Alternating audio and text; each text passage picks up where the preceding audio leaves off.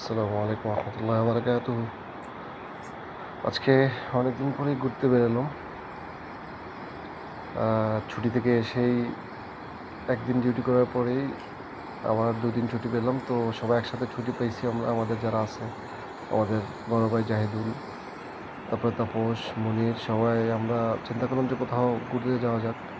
তো হঠাৎ করে চিন্তা করলাম যে আমাদের আশেপাশে কোথাও ভালো জায়গা আছে কিনা ঘোরার জন্য। চলে গেলাম আমরা কুরুম পার্কে। আসলে আমরা কখনো কুরুম পার্কে যাইনি, প্রথম। আমরা খুবই কাছাকাছি থাকি কুরুম পার্কের, কিন্তু এত একটা সুন্দর জায়গা যে আছে এখানে আমরা জানি না নিজেরাই। মানে দৃশ্যগুলো অনেক সুন্দর, প্রাকৃতিক। আমরা সবাই যারা আছি সবাই প্রকৃতিকে ভালোবাসি, প্রকৃতির কাছাকাছি থাকতে ভালোবাসি। স্পেশালি জাহিদুল ভাই সবসময় এগুলার খুবই পছন্দ করে ঘুরতে যাওয়ার জন্য। তো হঠাৎ করে চলে গেলাম কুরুম পার্কে। অনেক সুন্দর জায়গাটা।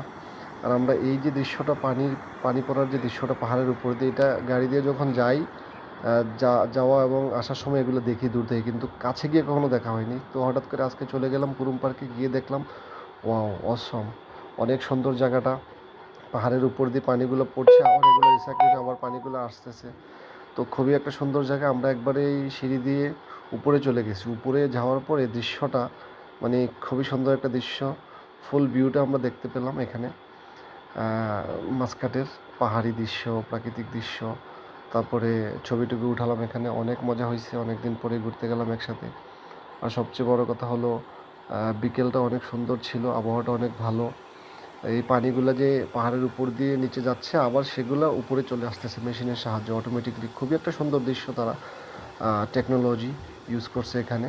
মানে পানিটা সবসময় বহমান, যেমন মনে হচ্ছে যেন প্রাকৃতিক ঝর্ণা। ঝর্ণা থেকে যেভাবে পানি পড়ে, ঠিক এক্স্যাক্টলি সেম পানিটা উপর থেকে নিচে যাচ্ছে, আবার উপরে চলে আসতেছে। So this was really fantastic এবং নাইস ভিউ।